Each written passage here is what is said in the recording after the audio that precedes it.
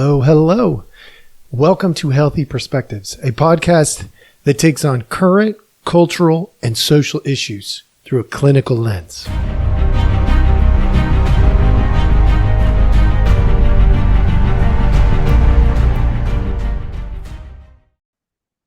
All right. Hello, hello. Welcome back. Thank you so much for joining us. As always, we appreciate your time. And we're just glad you're here. So if you like my podcast, if you think this is helpful information, useful information, please share it wide as you can. The more traction we can get, the better. Because really what I'm trying to do is help. I want to make a difference that's a positive difference. And we take a look at really difficult topics that are culturally maybe controversial at times and stuff like that, but we're always trying to help out. That's really the long-term agenda that we have here is let's help out.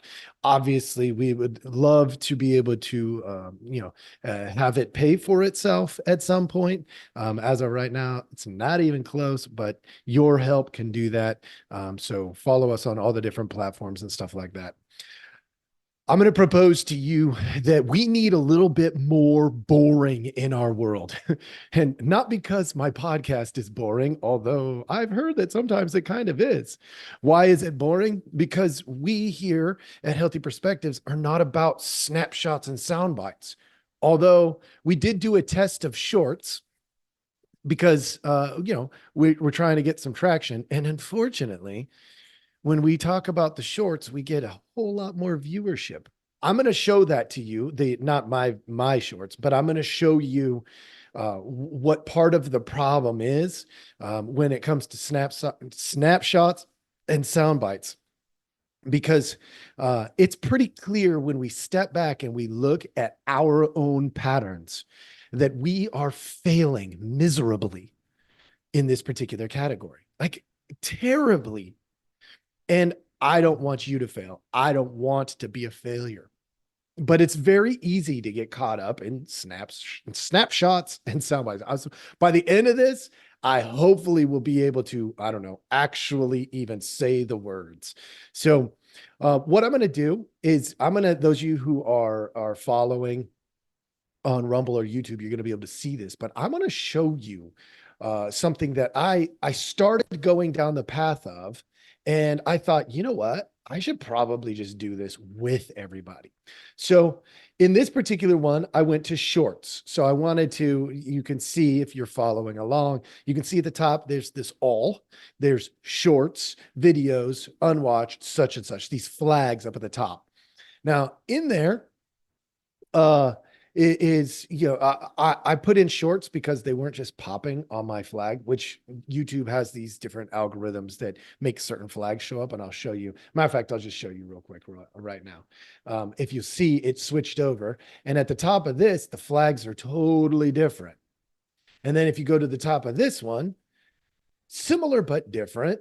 And if you go to the top of this one, different but similar, right? Like, so I'm doing that because I want you to know that they got you figured out, just like they got me figured out. So in this case, because I don't watch very many shorts, I had to actually type in the word shorts in order to get the shorts, and things pop up.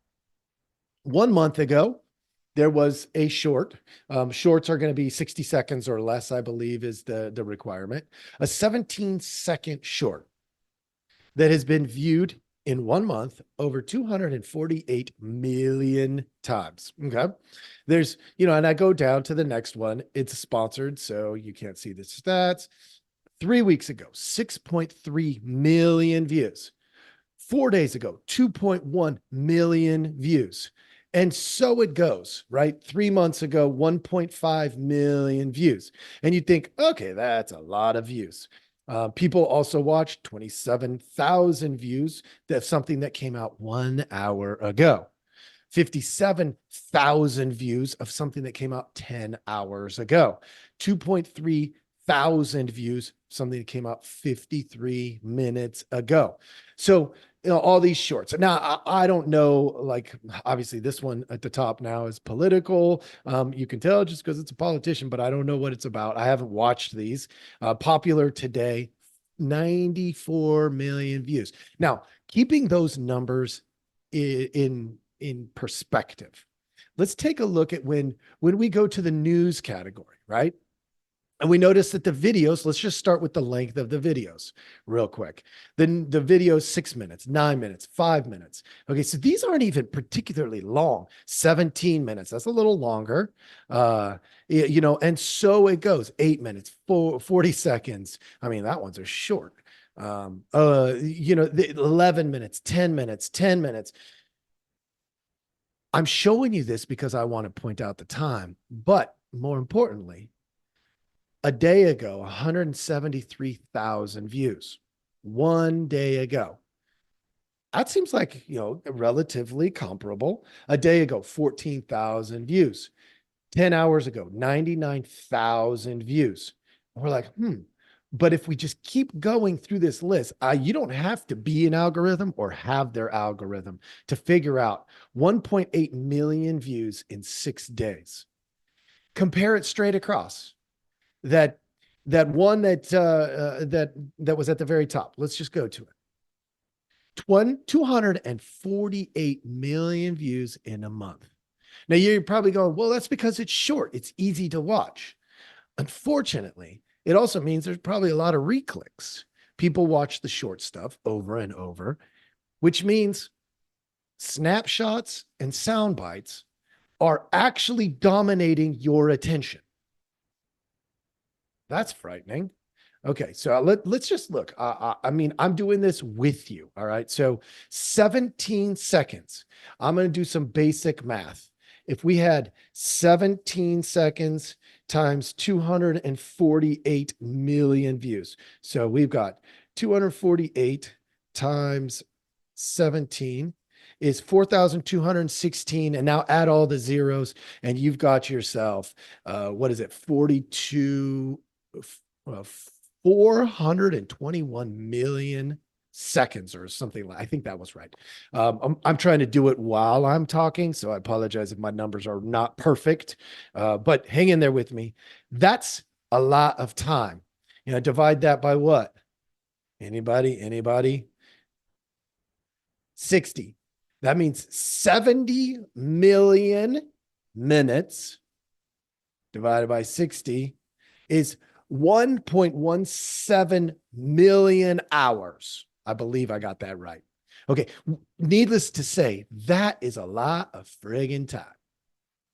Now, YouTube has all this data and they know this. So they push the shorts. Why? Because it increases viewership time. Now, the reason I know that is because I can go to my channel and I can look at the data on mine and see how much time everyone has spent actually watching or listening. And why is that important? Because snapshots and sound bites are dominating your attention. And unfortunately, I'm trying to tell you, boring needs to come back. People need more boring. Why? Because how are you going to get the full content of any political, any news debate, any meaningful content in sound bites and snapshots? Now, I know you don't all want to sit and watch an entire debate. Why do I know that? Because I've done podcasts on the Republican and Democrat debates that we have seen. And unfortunately, as I'm looking at even my own data, people watch about a minute and a half to 2 minutes of that. And then they click off of it. Why? Because we have to be stimulated by excitement right now. And I'm telling you, from a clinical lens, it would be very refreshing to be a little bit more bored and have a little bit higher IQ in terms of your understanding of the issues. I'm not saying you're stupid. I'm saying understanding of the issues, understanding of the people, We would have more opportunity to empathize with a Joe Biden, Donald Trump. We would have more time to understand what motivates people to be motivational speakers. We would understand what made people struggle and what made people succeed. And in doing so, I think we would actually do better ourselves. We may process less content in terms of numbers. Oh, I watched 400 videos. Or we could say, I watched 10 videos and they were very, very good. Why? Because I learned who this person was. I learned what this issue was about. I learned stuff. I didn't just see stuff. I didn't just get the stimulation. I got the education. So I propose to you that boring is actually beautiful. It's beautiful. Taking multiple minutes as opposed to a minute to process some information is really, really, really good for us. And I'm going to ask you a question that you can ask anybody to find out if they are somebody who appreciates growth and development and change over time, productivity, long term versus short term. And it goes along these lines of snapshots and sound bites. So if we looked at snapshots and sound bites, I would say something like, "Hey, did you see that video the other day that, and you'd be hoping to create a connection per se around we shared a common video that was 17 seconds. But that's not going to be very connective relationally because the person who produces the video, do you know what their motivation is? If it's just to get clicks, if it's just to get attention, or is it to do something meaningful? Now, sometimes snapshots and sound bites can be meaningful. I'm not saying no snapshots and sound bites, but I would highly recommend more boring content. Here's the question I have for you that you can ask anybody. What did you think 10 years ago, 20 years ago, 30 years ago? What did you think in your mind that you realize now, today, was really stupid to think? It's like, wow, how did I think that? It could be anything. I'll give you an example. Let me go back to, I did not write this down. I have no idea where I'm going to go here in the next 30 seconds. Snapshots, sound bites. I'm going to go back to when I was, let's go pick an age. I'm going to go with 13. 13. What is that? That's like eighth grade, right? Yeah, for me, eighth grade. Yeah, because I was 4. Okay, 13. I was in eighth grade. I was at Tuolity Junior High. All right, I'm walking myself into it. What did I think when I was at Tuolity? Something just came to my mind. The electric fence. I'm just going to go down this rabbit hole, so hang in there with me. The electric fence. So there was the school butted up against a farm, and there was an electric fence over there. And so, what did I think? At the time, I thought it'd be fun to go down there and mess with the electric fence because, see, and I was in the eighth grade. I knew how electric fences worked. And so we'd go down there and initially I'd just take grass and I'd put it on there and see what would happen. If you connect grass to the fence, then you could find out if it would ground, because the grass would often like start to burn a little bit as the electricity was pumping through it. Anyway, so I thought that would be fun, exciting. And it was until the grass caught on fire. That was stupid.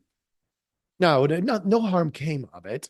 We were able to put it out and we ran away and never went back and did that because we didn't want to get caught and in trouble and that kind of thing. But that was pretty stupid. And I know that now. At the time, I thought it would just be fun. Aren't you glad I grew up a little bit and I learned from that?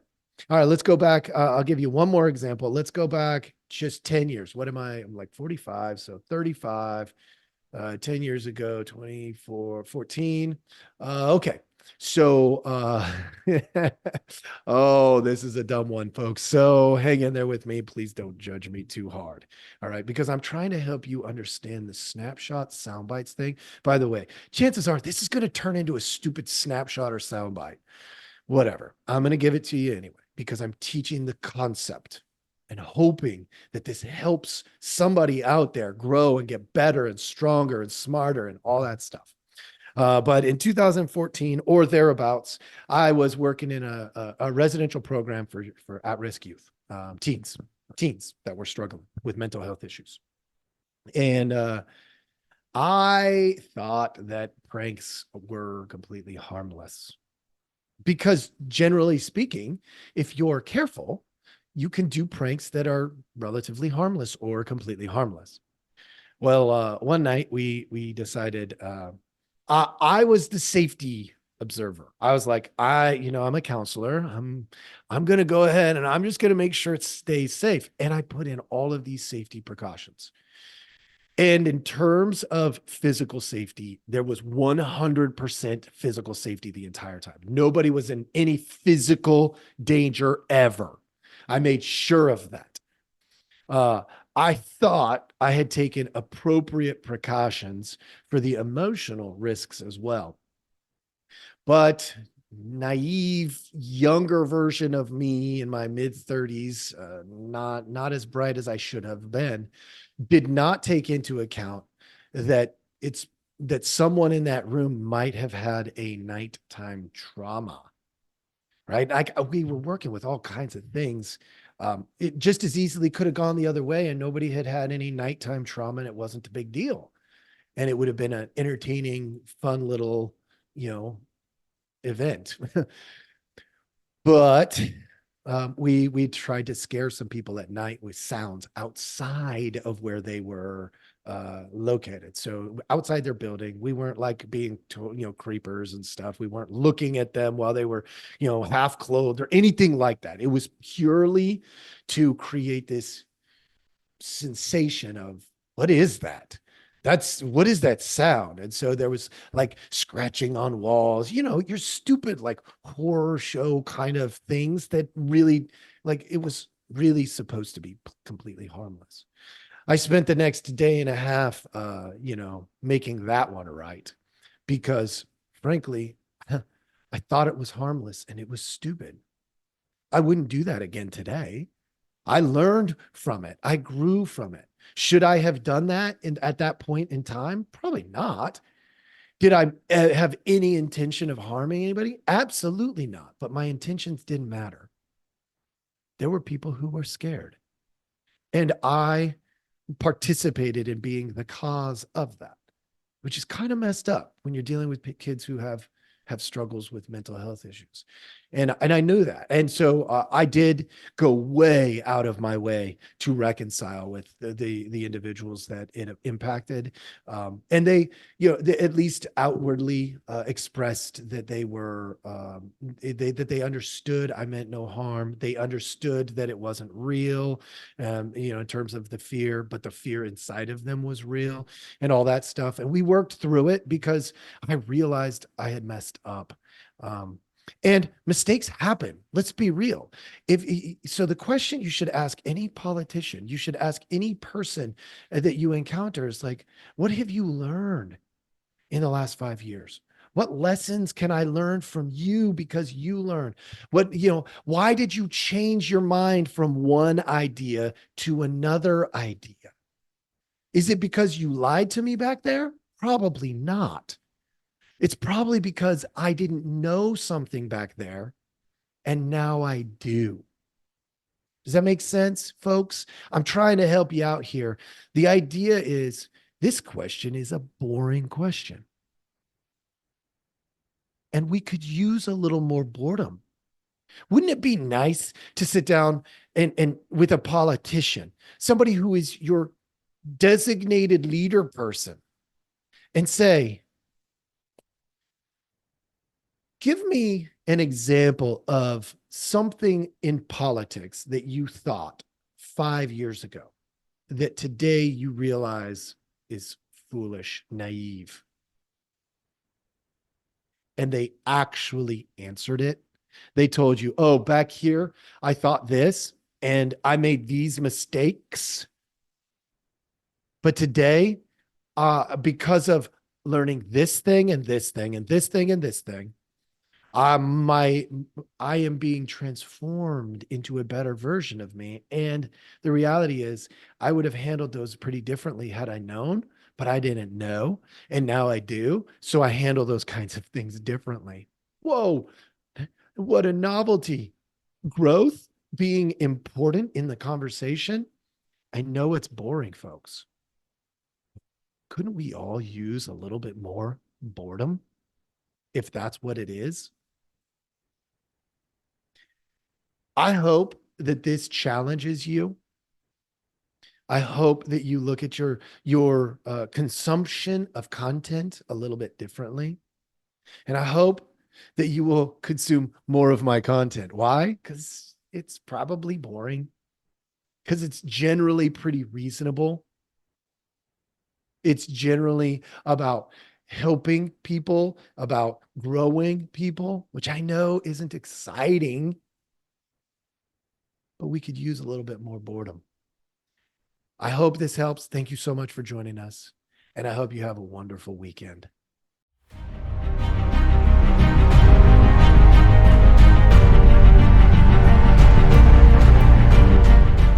Hey, everybody. Thanks for listening.